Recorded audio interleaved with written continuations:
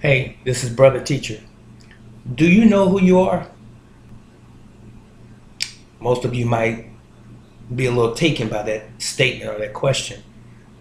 But yes, you are correct. I did ask that question. Do you know who you are? I know who I am. I'm going to show you something in this sort of an old idea, if you will.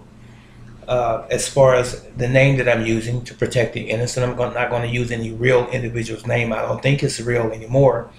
But we've heard the expression or the name John Doe used, just as an example. In government, in the police and judicial system, they say John Doe, especially when it refers to a fictitious character or person. So I'm going to use the same in my explanation of this, and you knowing who you are and maybe not knowing who you are.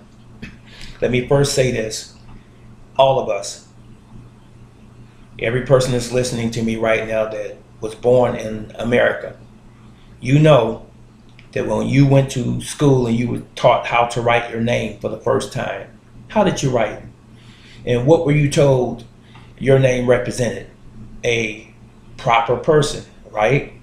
So you were told to write your name, first letter capital, every letter thereafter was a lowercase letter. Last name was the same. Capital letter, every letter thereafter was lowercase. Now, that denotes a proper person and a proper person's name. For example, let's say John Doe. When you write John, it should be capital J, lowercase o, lowercase h, lowercase n. John, correct?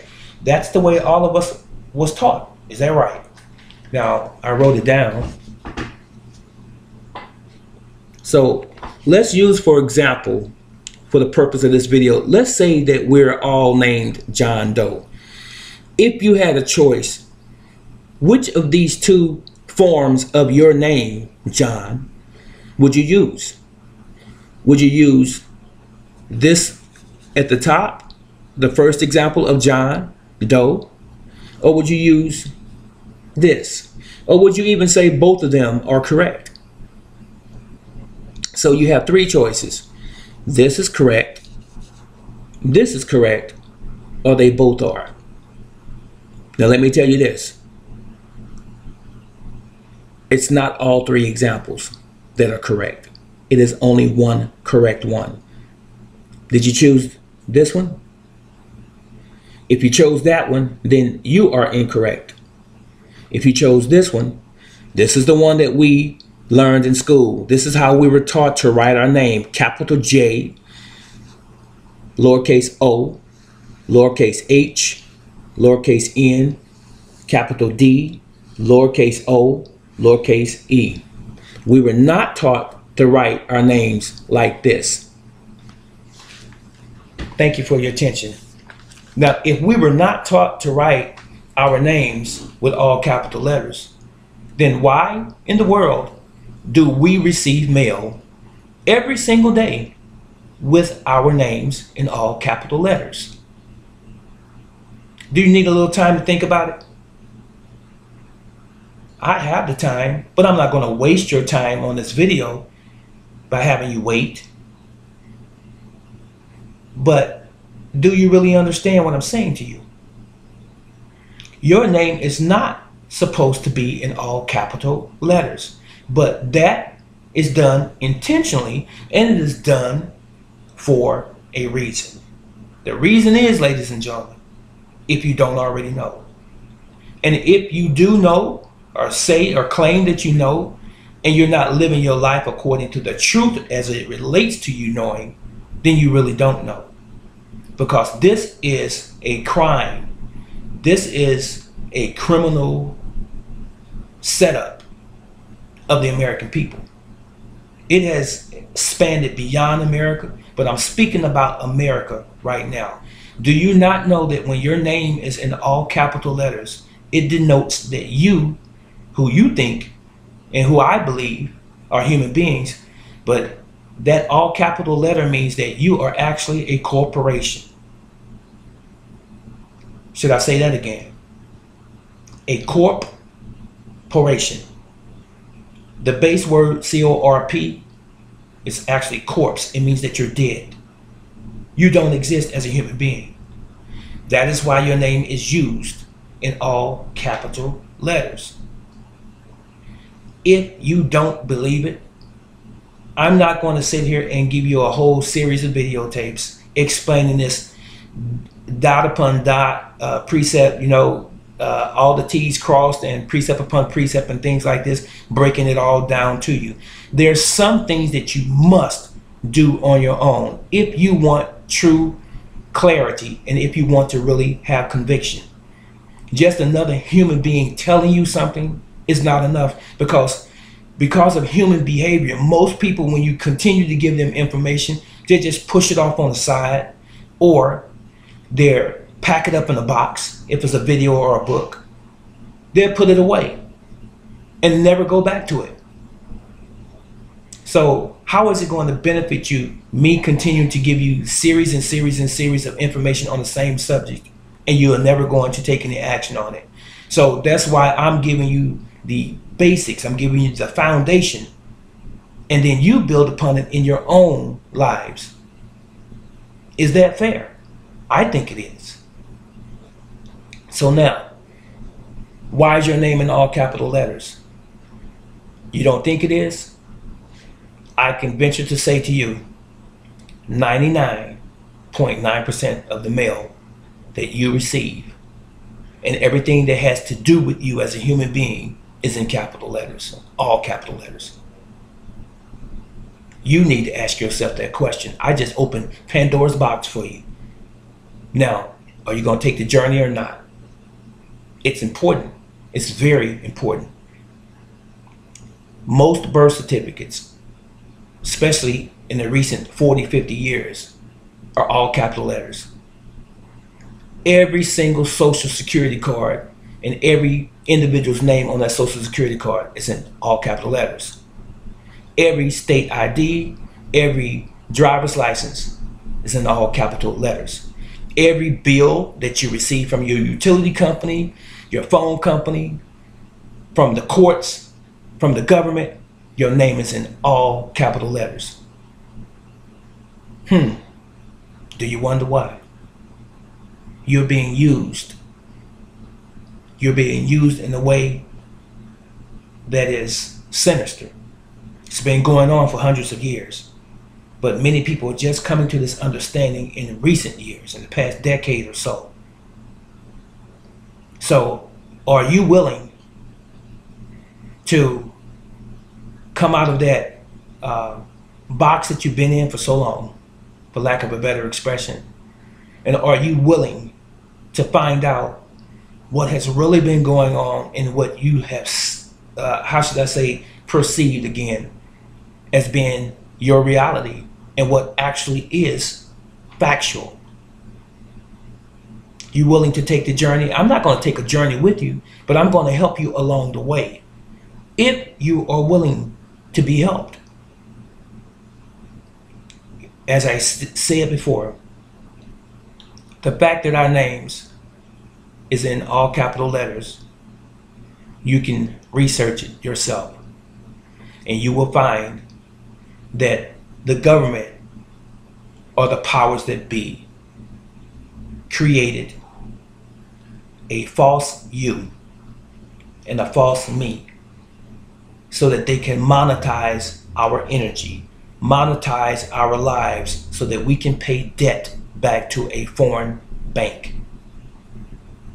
Yes, the United States sold our birthright to a foreign country.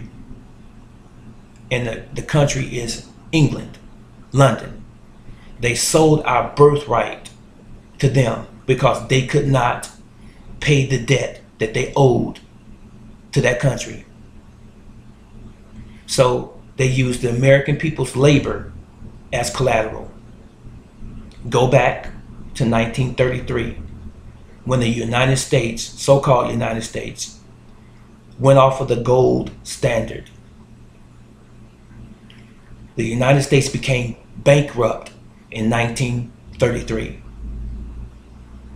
We owed so many foreign entities and banks that we were not able to pay them. We are living in a system that is comprised of debt. There is no real money. It doesn't exist. Gold and silver were the real money for centuries, for thousands of years. And what we're using is called fiat currency. It's like monopoly money. It only has value if you say it has value, and that's it. When I say you, I'm talking about the people who made it. And even the Federal Reserve Bank, who prints the money, is not even attached to the federal government. They are their own private entity, and they were supplanted here by the bankers of Europe to collect the debt that the United States, so-called United States, owes them. And they collect it from us through what they call income tax. Income tax is not lawful. It never has been. It's not to build roads, bridges, and pay salaries of public servants. It was never intended for that. Income tax is the guise, if you will. It is the thing they want you to believe, that you are paying into, keeping everybody working. How many of you are driving down the highway and you see potholes all of the time and roads in disarray, that's broken up, and bridges dilapidated and falling down in certain parts of the country and so forth, and sewage is terrible? That money's not going there. That's why.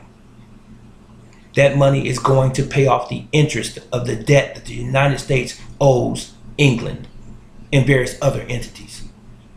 Only paying off the interest. The United States will never be solvent. They will never be financially solvent, ever, because they're functioning completely off of debt, not off of solvency. Any economist can tell you this. Any banker can tell you this. Any Wall Street broker can tell you this, but they won't. Any politician can tell you this, but they won't. Any judge can tell you this, but they won't. Because it's something to gain from the system that they have put in place. It's something to gain for them. I didn't mean to go off on this tangent really, but I want to say this. The so-called country that you think you live in, that you call the United States, they're giving us privileges in exchange for the rights that God gave us. The Creator gave us rights. We were born sovereign. We were born with unalienable and unalienable rights under God. These people who made the system up are exchanging our rights and giving us privileges, which they can take away anytime they want to.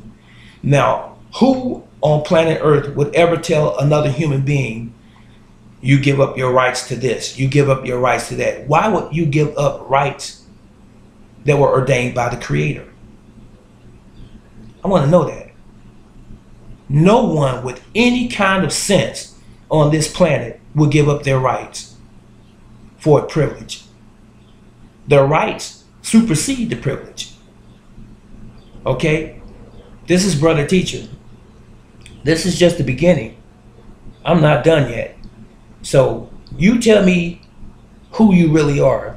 Are you that upper lowercase name that I displayed to you in the example on the paper?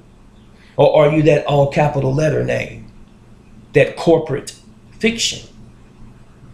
Let me know, and I'll get right back to you, as I always do.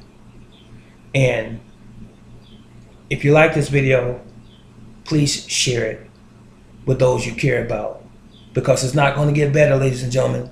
It's going to get worse. All right? But at the end of the day, the most important thing is, are you ready? So long.